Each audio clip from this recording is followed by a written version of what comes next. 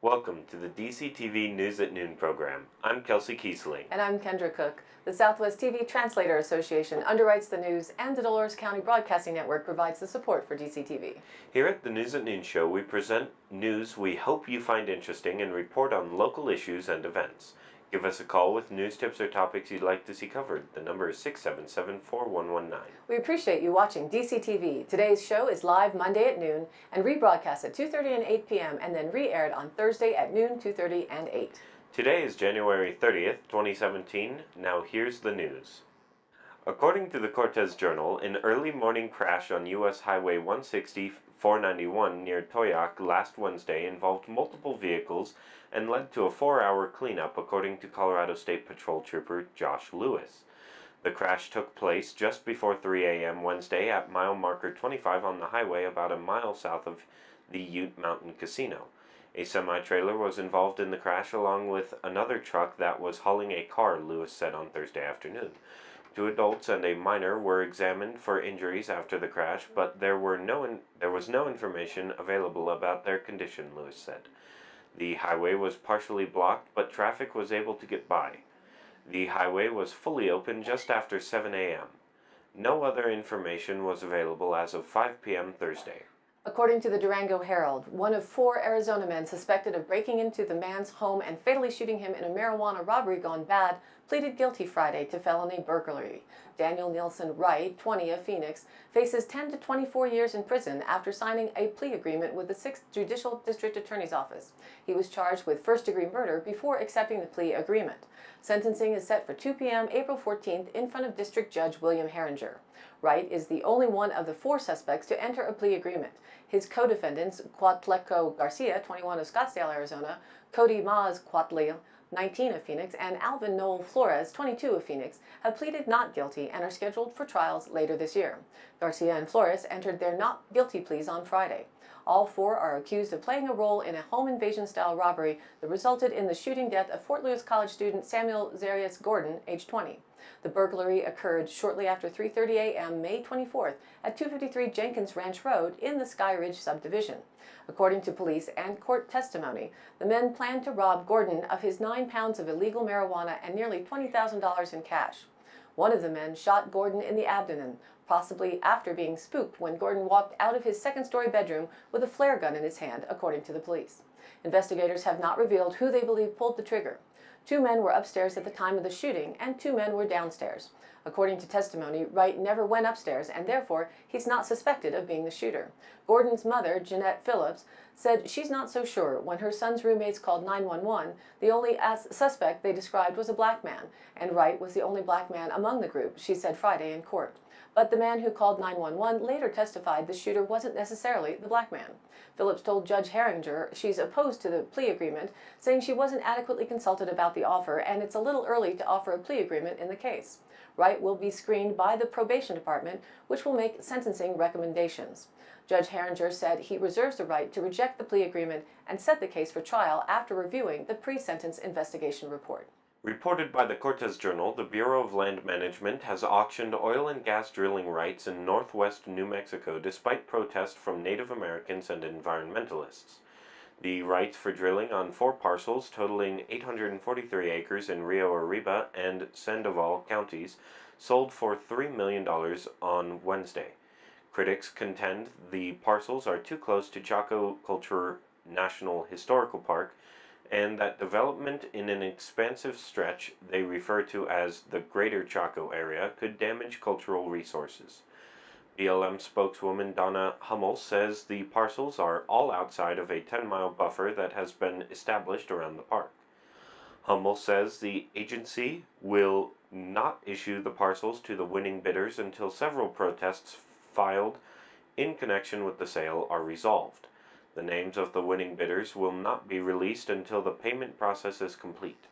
The sale faced significant opposition over 5 years from environmental groups and members of the Navajo Nation, who say the area of Chaco Canyon National Historic Park has particular significance for Native Americans. The Durango Herald reported on last week's Agricultural Summit. The first Southwest Agricultural Outlook, Strategies, and Economic Summit, which was held in Cortez last week, focused on helping farmers keep afloat during a difficult economy. Dove Creek Implement Company, Basin Co-op, D&D Sales, and Four Corners Community Bank sponsored the event in an effort to inform agricultural clients about their options for loans, investments, and other ways to bring in revenue. During a heavy snowstorm, farmers, ranchers, and lenders filled the seats in the Louis Areola Community Center.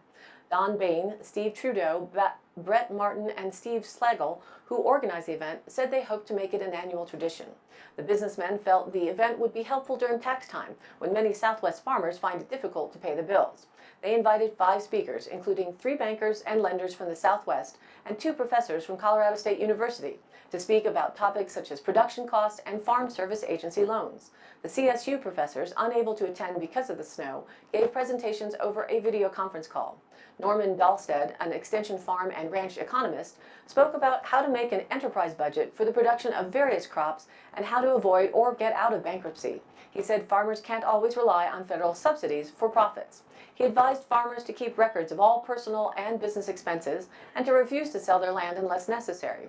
The other keynote speaker, Jenny Bierman, an agriculture and business management economist, spoke about investments for farmers and how they can reduce risk. Slagle said he and other organizers invited CSU experts to help farmers seek financial advice. Several other Southwestern Colorado speakers, including Cameron Barr and Ron Posey, touched on details of farm insurance and how to apply for various types of agricultural loans. Slagle also gave a presentation on what banks look for in farmers' loan applications. CSU hosts similar economic summits for farmers and lenders every year, but they've never held one in Southwest Colorado. He and the other organizers plan to model the Cortez event on other CSU summits, and eventually they hope to make it as big as those hosted in other parts of the state. According to the Cortez Journal, Coal Bank and Mullis passes between Durango and Silverton have received more snow this month than any other January since at least 1993, when the Colorado Avalanche Information Center began keeping records. Coal Bank Pass has received 151.5 inches so far this month, compared with its previous record high of 136 inches, and Mullis Pass has received 145 inches this month, compared with its previous record high of 142 inches. The 2 passes reopened Tuesday afternoon after being closed on Monday.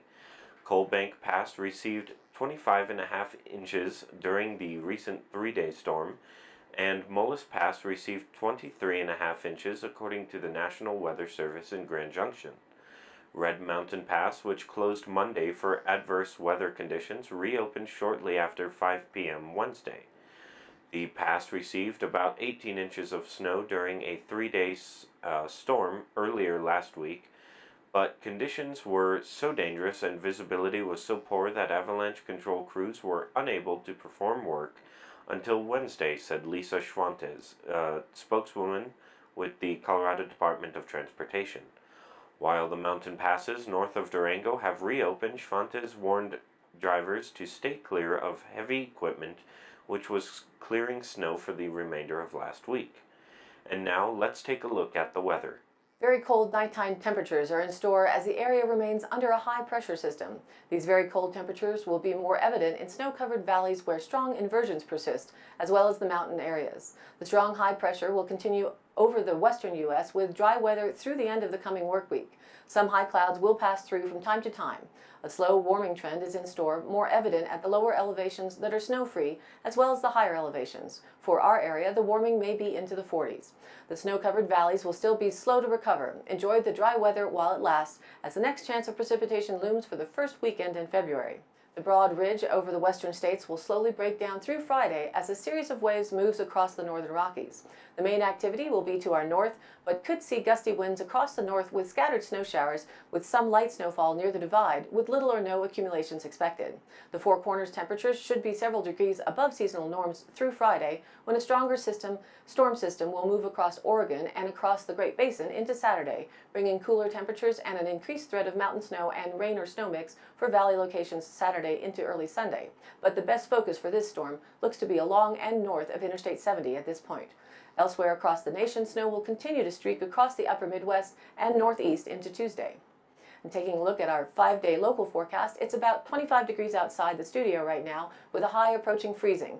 Partly sunny with a low in the mid-teens expected tonight. For Tuesday through Thursday, we're looking for the high temperatures to crest into the 40s and the low still cold but edging up into the 20s. Friday's potential for snow showers seems likely in the evening or overnight, but predictions for any accumulation is at a low percentage for our area at this time. And the weekend is looking clear with more of the same temperature ranges for now. And now, back to the news. According to the Cortez Journal, United Search and Rescue of Montezuma County spent Sunday morning near the Norwood Road north of Dolores looking for transceivers buried in deep snow. The volunteer group, which works with the sheriff's office, invited avalanche safety instructor Mike Duffy to give avalanche training to newcomers on the team. They typically hold these training courses once every 2 years. The course started Friday night with a lecture on avalanche safety and how to use avalanche transceivers to find people buried in snow.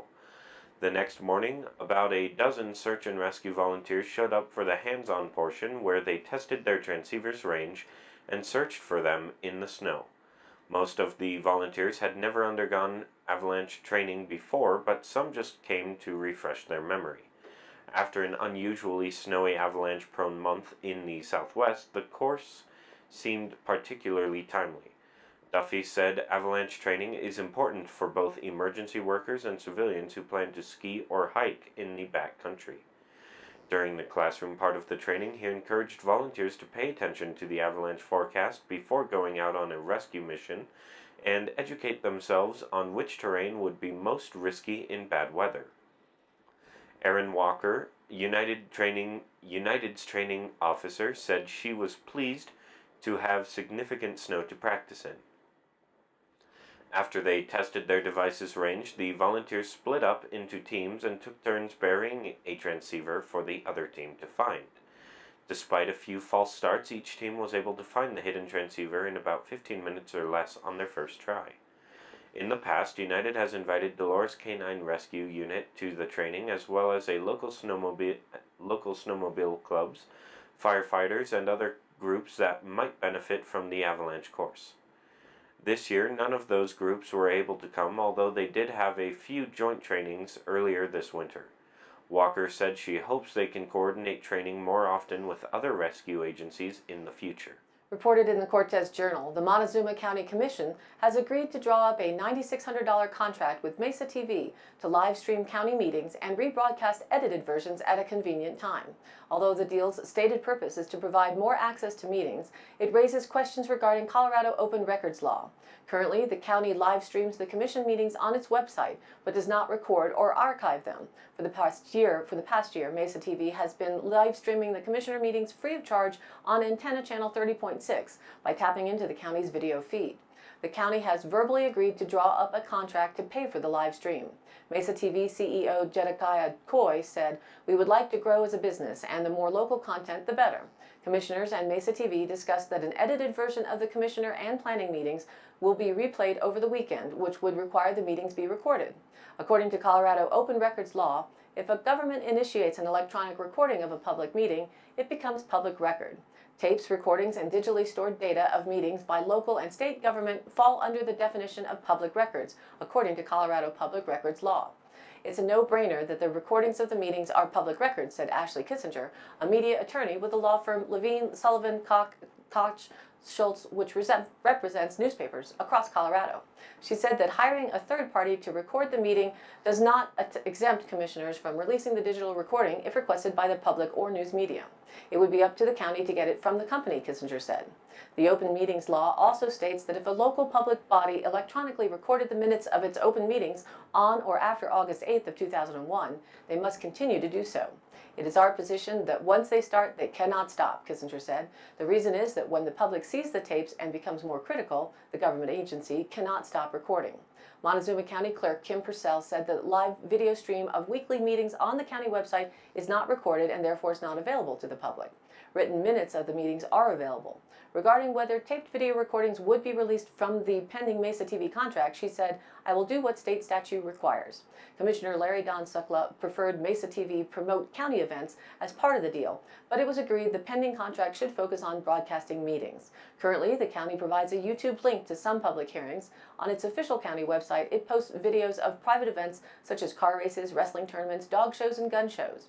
"I'm more interested in coverage of our many events at the fairgrounds and others like the 12 Hours of Mesa Verde bike race," Sukla said.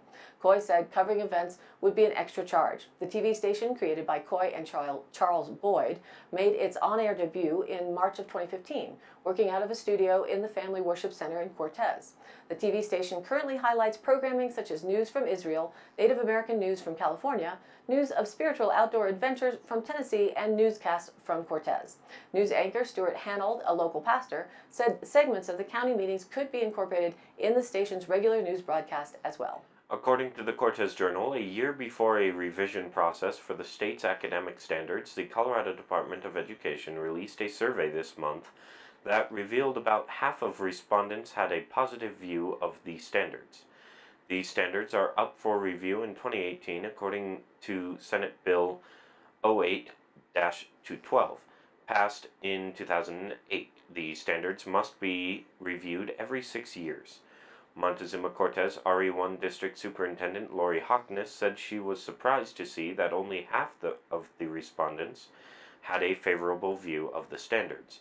She expected a higher percentage, she said. "These standards are very good in identifying the knowledge and skills our students need," Hockness said. Based on the federal Common Core, the Colorado academic standards are expectations of what students should know and what skills they should have at the end of each grade level. They cover subjects such as arts, health, math, physical education, reading, writing, science, social studies, and world languages. An internet survey has been set up for people to voice their opinion on the standards, and it will be open until February 17th. In a meeting of the Colorado Legislative Education Committee in Denver on Wednesday, Melissa Colesman, a State Associate Commissioner of Student Learning, said the revision process will involve key stakeholders and public input. The Department of Researching and Gathering Input on the standards, the first of several phases in the revision process, she said. That information will then be provided to revision committees who will do the bulk of the revision work, she said. The committees will submit draft revised standards to the State Board of Education to get input from board members and the public. The draft will then go back to the committees who will revise the standards again before submitting a final draft to the state board. In today's High Country happenings, the 12th annual Louis Areola Community Center Chili Supper and Pie Auction will be held Friday, February 17th at 6 p.m. Eat supper, buy a pie, and visit with neighbors. There are door prizes from Basin Co-op, Diamond D Processing, and P&D Groceries. It's $5 per person or $5 for $20.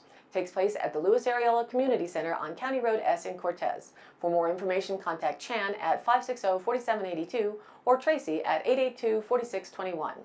The 9 Health Fair is already starting to promote their events in Montezuma and Dolores counties. The first one in Cortez is March 25th. Then Dove Creek is April 1st and Mancos April 8th.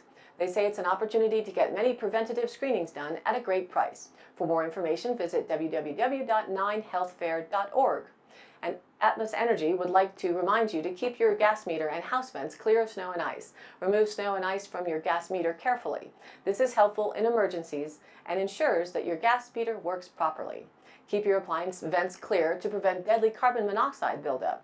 Visit atmosenergy.com/safety for more details. And if you smell a gas leak, leave the area immediately and then call 911 or Atmos Energy at 866-322-8667. All of the happenings are listed on the DCTV Facebook page. Check it out, and we hope we will be bringing you the news at noon as a live streaming feed to Facebook very soon. If you have news or event information you'd like us to share, send us an email at dcbnnews@gmail.com or call us here at the station. The number is 677-4119. Reported by the Cortez Journal, Mancos Parks manager Terry Jennings presented a 2017 parks plan this week that he hopes will take care of weeds at the parks for good, he said at Wednesday's Board of Trustees meeting. Jennings said he will work with the Montezuma County Extension Office to test the soil at Boyle and Cottonwood parks. Park staff will then apply organic fertilizer in the spring. In the fall, they will aerate the soil and overseed the grass, two other techniques that help control weeds. Hopefully, we'll have no weeds in Boyle Park, period, at least for a little while, Jennings said Wednesday. The town adopted an organic parks management plan several years ago. Trustees decided to stray from that plan last July to spray chemical weed killer at Cottonwood and Boyle parks. The weeds had gotten out of control at the parks. A handful of citizens scolded the decision to use non-organic methods at the parks. Several said they no longer felt comfortable taking their children to play at the parks because the chemicals might be harmful. This year, park staff will use organic weed spray for the two parks, Jennings said. Aerating soil and overseeding the grass helps build a healthy turf environment, which is the best weed deterrent of all, Jennings told the board. Two park techs will be hired in the spring to help with parks management. He said Jennings will also seek volunteer help to pull weeds at the parks. Thanks for tuning in. A reminder that this program is aired live at noon Monday through Wednesday, then rebroadcast at 2:30 and 8 p.m., and again aired Thursday, Friday, and Saturday in the same order at noon, 2:30, and 8 p.m. each day respectively. And check us out on Facebook and the YouTube replays. Like us there, join the local conversation, and share it with a friend. For Kendra Cook and everyone at DCTV with the News at Noon program out of Dove Creek, USA, I'm Kelsey Kiesling. Thanks for watching.